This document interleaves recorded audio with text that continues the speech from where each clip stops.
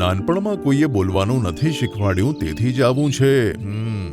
તેનો ઈલાજ કરવા માટે કાળા સેતુર અને કાળા જામફળની જરૂર પડશે, જે તારે લઈને આવવાનું રહેશે. હા, તમે તેની ચિંતા ના કરો, હું તેને લઈને આવીશ. ના ના, જેનો ઈલાજ કરવાનો છે તેણે જ કાળા સેતુર અને જામફળ લાવવાના રહેશે.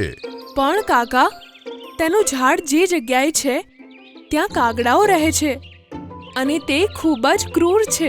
બીજા પક્ષીઓને હેરાન કરે છે. પણ તેને તો ત્યાં જ જવું પડશે, બીજો કોઈ રસ્તો નથી. ત્યારે ચિરકુટ ઉડતો ઉડતો કાળા સિતુરના ઝાડ તરફ જાય છે. ઉડતા ઉડતા તે વિચારે છે, આ કેવી મુસીબતમાં નાખી દીધો છે. મને તો કાગડાઓથી બહુ બીક લાગે છે અને હવે તેમનો જ સામનો કરવો પડશે. ઝાડ પાસે પહોંચીને અરે, લાગે છે કે કોઈ કાગડો ત્યાં નથી. જલ્દીથી હું સેતુર તોડીને આવું.